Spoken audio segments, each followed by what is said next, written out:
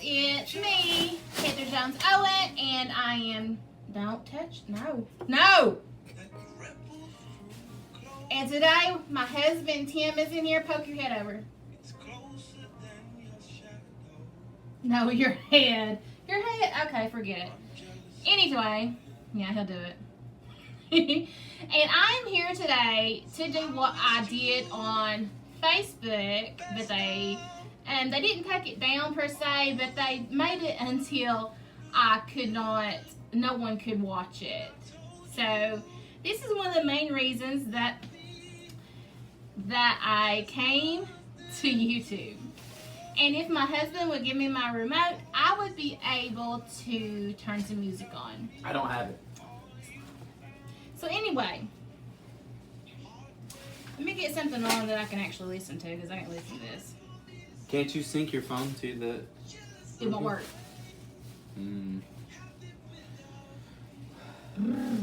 Well, you probably lost it in this. No. I know where it's at. Where? Okay. I was born, it's my birthday. I was born March 4th, 1986 to Teresa and Rick Jones of Dryden Heights, Virginia. My mom lost 2 babies before me, and I don't know if I was a miracle baby, but I was there. And I came on a very snowy night. Anyway, and here I am, born at Lonesome Pine Hospital in Big Stone Gap, Virginia. If y'all have ever seen that movie or book, yes, that is a place. So let's move on from there, shall we? Let's do it. I was taken to church and raised in church from an early age. I was always told to do the right thing, to go above and beyond what others would do, and to not stoop to other people's levels. And I mean, if I look over my entire life, I had probably done that like 40%. I gotta work on me, but that's another story. So, Christian family, they were musicians, they sang and they traveled, and with my Uncle TJ, I call him Uncle TJ, guys. He's in my family, I know that. I don't know how I'm related to him, but to me, he's Uncle TJ. He's gonna say Uncle TJ. So anyway, he is related to me though. Anyway, so I am, watching them follow, just even at that little of an age, people would think to themselves, that doesn't mean nothing. Listen, guys, get your young guns in church, because their spirit hears. Their spirit hears y'all. They might not be able to understand it audibly, but they do hear. So anyway, I was saved. I asked for salvation and repented for my sins. Can't remember the date, but I was 6 years old. See, I'm 34, so that has been 28 years ago, last January. So, I have really, I have never just walked away from God, but just like everybody, I have been through things. Even when I was growing up, now that I look back on it, I had a 2nd grade teacher, and she would throw things and yell and scream and threaten us. And at that time, I had to go on medicine for my stomach because of nervousness. So everything that I have been through is not all because of one event. It's all because of a bunch of little things all put together. So in the 7th grade, and people don't think this is traumatic, but it's traumatic to kids, okay? In the middle of my 7th grade year, my brother was born. I was 11 years old. My mom was 38. My dad was 38. He is more the miracle baby, I would say, in our family, because, after they had me, they struggled so hard to have me, they just, really didn't even think about it. So we lived in a small house. We didn't have enough bedrooms, didn't have room for the baby. And my dad worked 2 hours away in Coburn, which is where I live now. And So Mom just told him, she's like, I can't do this by myself. He had colic so bad. Like, one of them would sleep sitting up with him in the chair one night and then the next, and it just got too much. And so we ended up moving to Coburn. That's another story for another day. Awesome stuff. So, the next things I would probably want to talk about is when I was 15. I can't exactly remember the year that my grandfather passed away. My family is just like musician in their blood, 110%. Everybody plays or can sing or something, and a lot of us can do all kind of everything. But my grandfather passed away, and he had a guitar. I had seen him play it some, and so my grandmother allowed me to take it home, and I taught myself how to play guitar. I see people sometimes say, "Oh, it's too hard. Oh, this or that." I found chords to my favorite songs. I turned it up as loud as I could, and I played.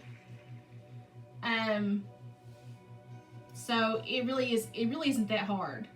I wasn't the best. It took a while.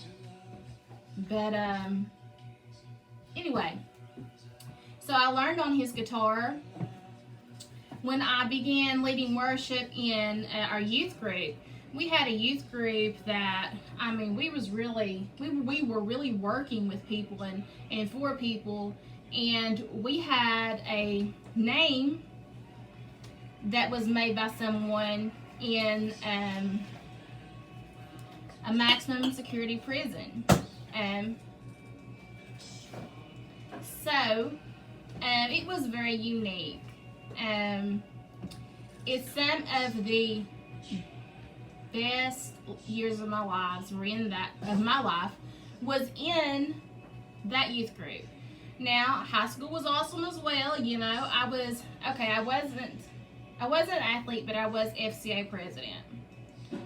I hurt my back as a cheerleader, and I just couldn't do it. I never really was in any other sports. I was all about music and band and all that. Wasn't in band in Coburn. Wasn't Lee County. So, move on. 18 years old. Let me back up. 17 years old. I had been going to the doctor for about a year. Things going on, not feeling good.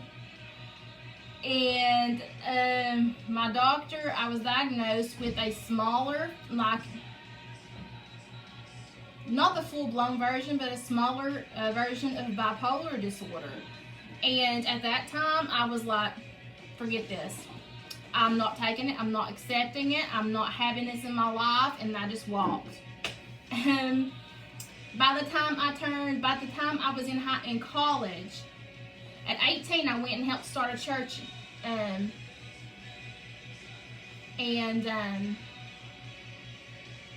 had to start taking medicine. I went back to him. I said, I need something. I was like, nobody else is even trying to help me. And he put me on medicine. I took 2 pills a day. And so the next few years just fly by. In my memory, it's like, bam, bam, gone. When he's shaking. When my uncle came back to God, we were at the previous church. The youth were doing the service. And I was playing, and Leah Bowman was playing. We were leading worship. And the youth pastor comes up and says, somebody here needs this song. They need to come forward. They need to get back on the right track. Me and my friend Leah had prayed for my uncle for a very long time. We had not done it in front of people. It was just private, and we had prayed and prayed, and I had cried and whatever, because I'm just like that. When I care about people, I want them to be happy and whole. He got sick. He told me that he was greedy. That's what he said to me. He said that, he was working double shifts, etc. I only had to have 8 hours off in 24 hours. So his sleeping was this, that, and the other. And one day he just got sick. They thought he was having a heart attack, and it was actually mental. So after some of this has happened, after I look back on my life, I see there are so many people in my family who have some kind of mental illness, disorder, moodiness. I'm not even going to say some of it is mental health, but like a moodiness,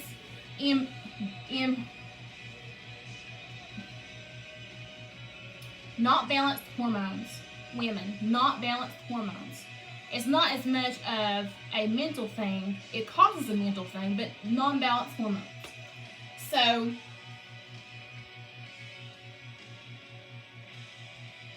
anyway. So,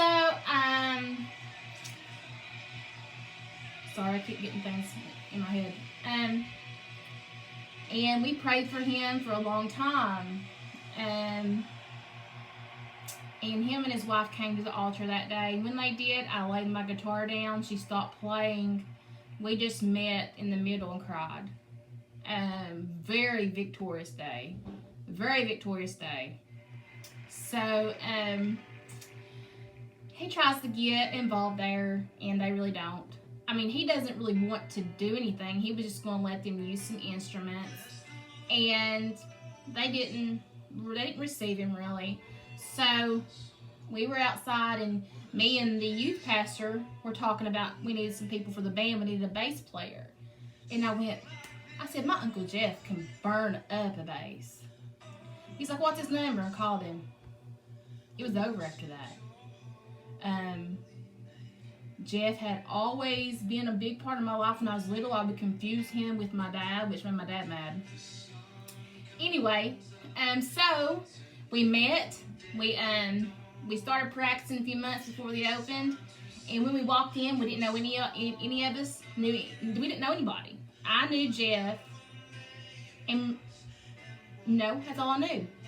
So we came from different churches, came together, and I just handed out papers. I told them what key it was in. I said, I'm not going to sit here and tell you what to play. I said, just do your best.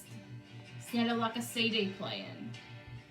CD. Now there's some recordings that I can show you online of us playing in a service. It's very low quality, and but I still don't mind to show y'all. I mean, we for a long time synced. It was that nonverbal communication kind of thing. But one day I was on my way home from college. I was a history major, and then I switched to a music major because they got it like that moment. They got it. They said, we need you to be a music major. And I just said, this is going to help me win people to God, then I'm going to do it. So I switched my major in my third year, and it took me an extra year to graduate.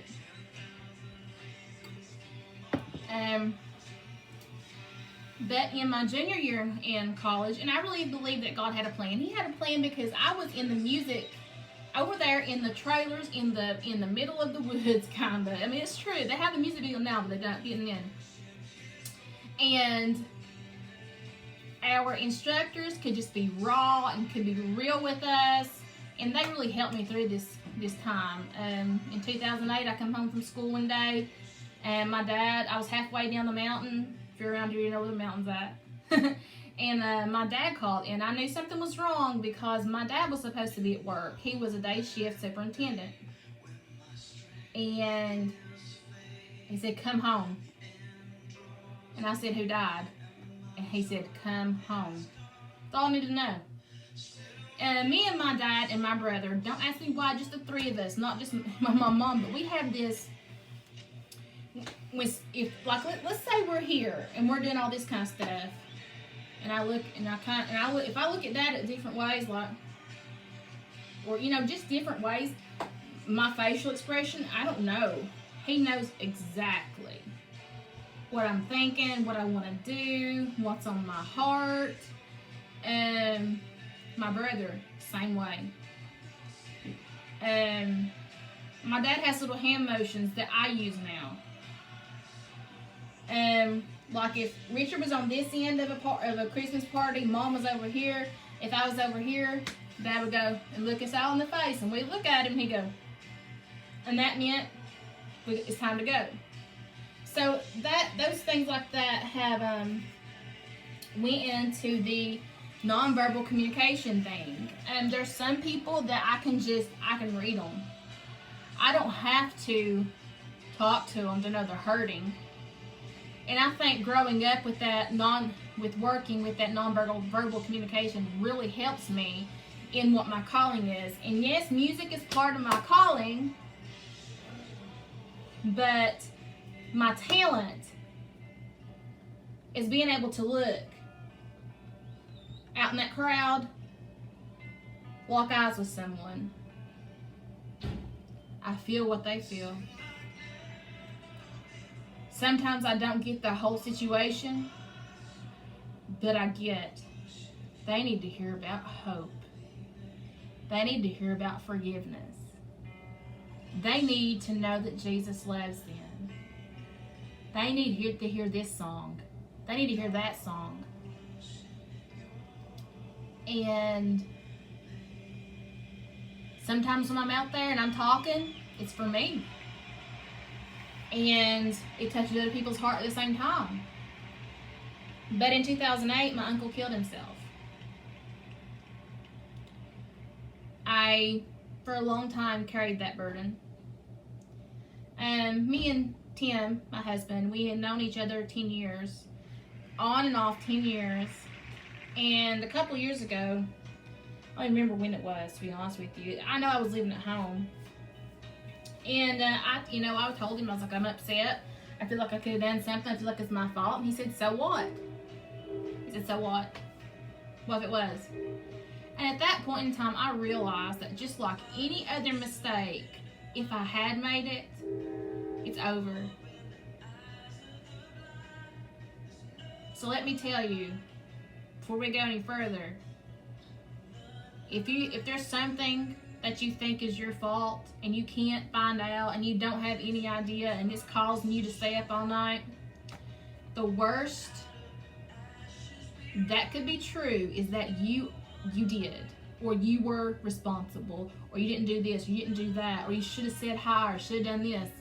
But guys, people are adults and they are able to make their own decisions. I did not make that decision for him. And your family member, your child, whoever that may be in that situation with you, you can't make them make a decision. It's not an excuse. I believe we'll all stand before God. I won't have to stand for that. I won't. And when Timothy really helped me get over that, and when that happened, it was like I knew in my heart that me and him had something special. Now we're not perfect. We're not perfect. But I'm telling you what, he's perfect for me in every way. I'm not perfect. Man, there's so many things I need to work on. But really, looking back on it, it probably saved my life. So, 2008, my uncle kills himself. Bassist in my praise and worship band. Next Sunday is Easter. Can't take a day off. Why can't I take a day off? Nobody'd let me. The Saturday night before, I, with some friends, took his stuff upstairs so people wouldn't see it. And I really felt in that situation that we shouldn't have had to play. Now, when we played that day, I think I harbored bitterness over it. And I was torn because I was hurting and I had a calling. And something I had to learn is sometimes you just have to sit and soak. I hear people all the time saying, don't sit and soak. And that, I understand what they're saying. They're saying, don't sit there and never do nothing with your life, etc., etc., etc. But when I have been in the ministry since playing, singing, doing little things, special music, going to different churches, all the FCA, playing when I was in college, driving to different towns and playing for FCA, playing music. I'm telling y'all, I needed to sit and soak. And when I wasn't afforded that option, because it was Easter, I said, what's church about? So, I have led worship at a couple of places since then. And I'm going to sing on here one day, but that's not what I really want to talk about. From 17 to 27,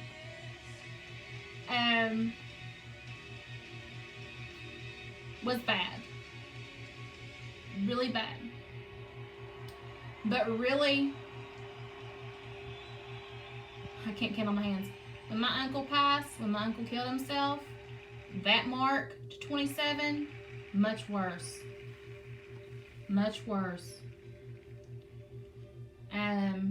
You think things in your mind like, well, if I make it to 38, I'll be alright. It's got nothing to do with it.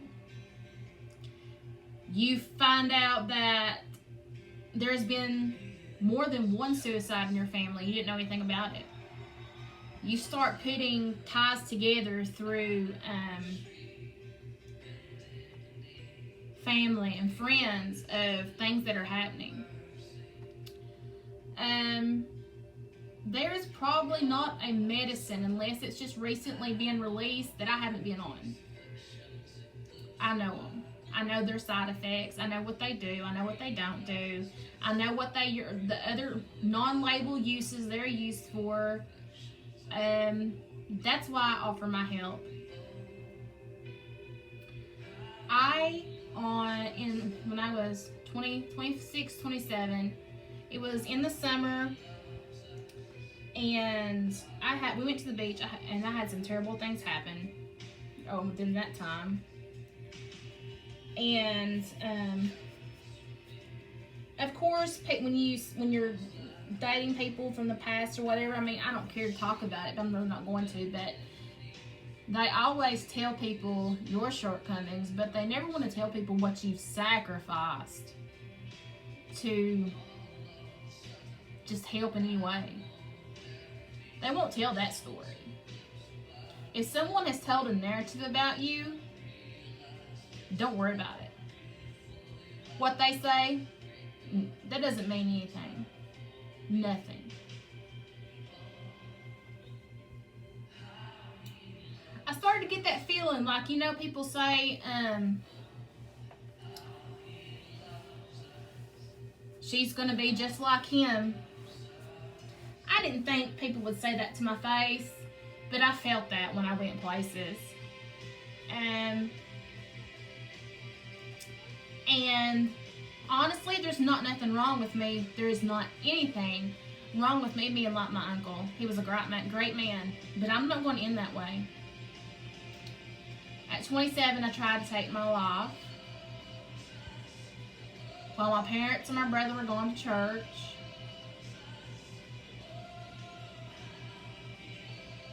I can tell you that if people had just a glimpse of how it felt on the other side of that pill or whatever, they would still be here. As soon as I took those pills, I regretted it. Regretted it. I said, oh God, forgive me. Don't let me die. I think there's a lot of people we've lost lately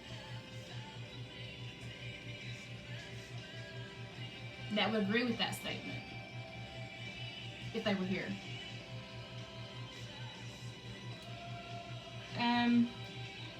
Of course, after that, medical attention, all that's hell.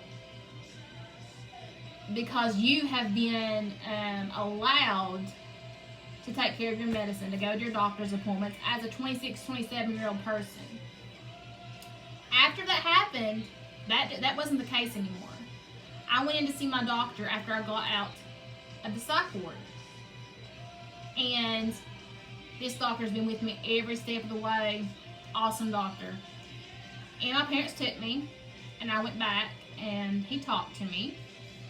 He said, we need to bring your parents back here. And I said, why? He said, we need to bring your parents back here. I said, I don't want them here. Because my mom had tried to commit me to a 6-month facility the day after I got out. So he gets the nurse, and they go get my mom and dad, and they bring him in there. I hear my babies. And anyway, and I sit down. My parents come back there. I didn't even know this was possible. But if you have a family member that has tried to hurt herself, you may want to look into this if you feel like it's needed. Dr. Basham looked at me. He's always been kind to me. He said, I have a paper on my desk ready to sign that I will take to court, and you will not be able to make any choices about your health care, your medication, nothing. You will not be able to make appointments. Your parents will do that. You lose all medical rights. So, and I said, well, what can I do to keep that from happening? And he said, here's a plan. We're going to do this and this and this and this. To this day, I do this and this and this and this and this. Nothing wrong with that. Baby, I can't concentrate. So anyway,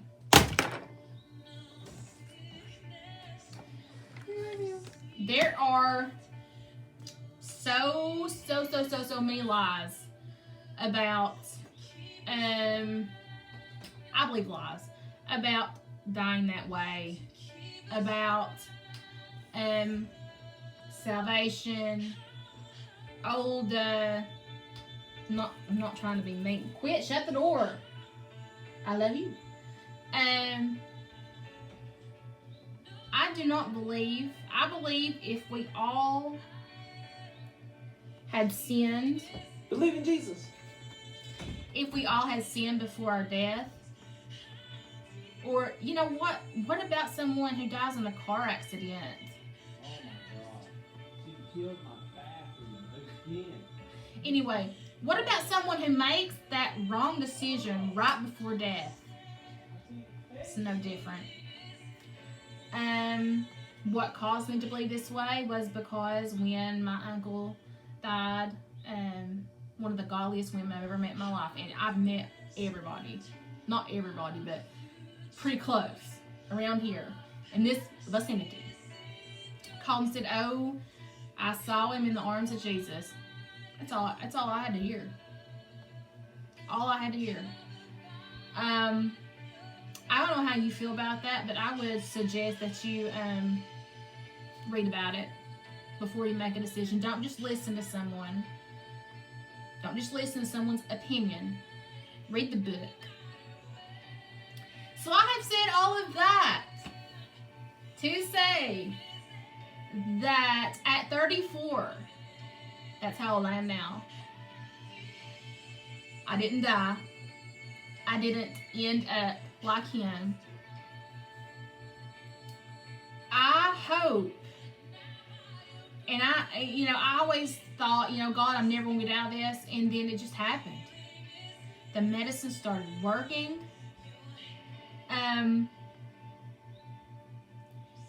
And now I'm working on myself as a person, learning about who I need to be and what's coming next. And there's just so many opportunities. God will eventually open a door for me to do praise and worship somewhere.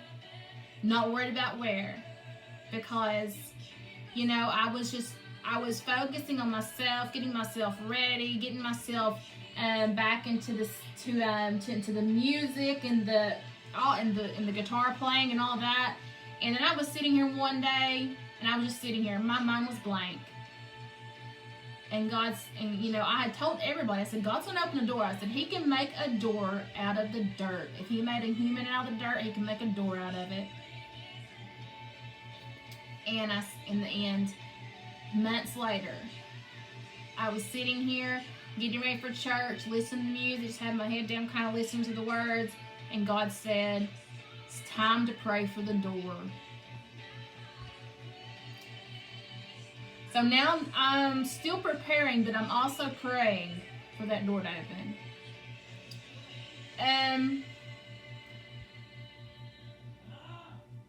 I can't concentrate with him in there screaming. Anyway, so I pretty much laid my life out there for you. I've not gone into the detail and been as serious as I would like to be because people in this house won't let me. But I want you to know, you have worth. If someone takes $100 bill and crumples it up and lays it down, are you going to say, I don't want that, it's crumpled up? Or are you going to say, it still has worth?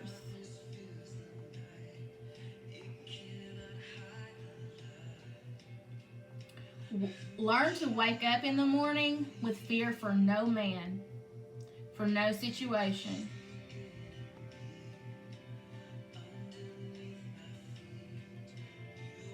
I'm not leaving here until God tells me to, until God brings me. He's going to have to drag me.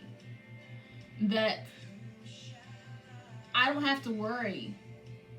Now, I'm not going to not take care of myself. I'm not going to go out without a mask. I'm not going to do all that stuff. But, I used to be scared that I was just going to die. I don't know. I was scared of death. I don't know. And I just finally got to the point where I said, you know what? When it's time, I'll go. When it's not, I won't. And until then, I've got stuff to do.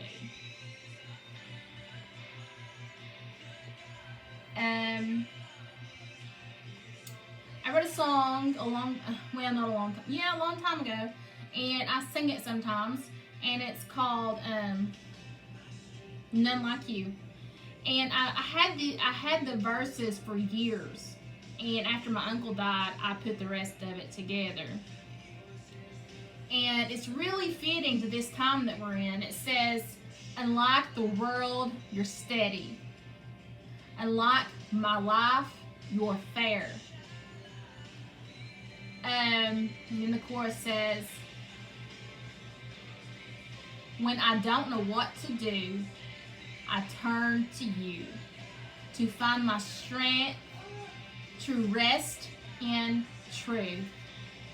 When I don't know where to go, the way you show, you guide my way, you make it straight, there is none like you.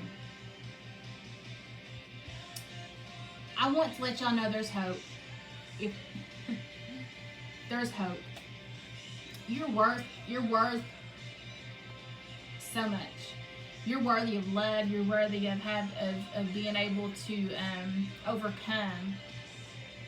I can do it. I'm talking about any kind of recovery. I'm talking about mental illness. I'm talking about addicts. Guys, if we can overcome in this house what we've overcome,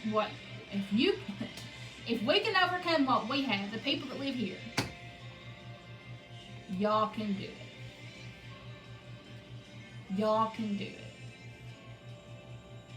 So I know I'm running late. That's my story. It's not in depth. Of course, I get on here and talk about some different things sometimes. But I just wanted to remind y'all that you do not have to end up the way you feel, the way people have said. You can have that path open up to a better life. It's never too late. I love y'all. I will definitely see y'all tomorrow sometime. I definitely got to put my Dollar Tree and my Belk stuff up. I'm going to edit it. I might as well just take it in the bed and keep in there and edit it. So, get ready. You never know what's coming next. Oh yeah, look at this. So red. So, yeah, whatever. See y'all.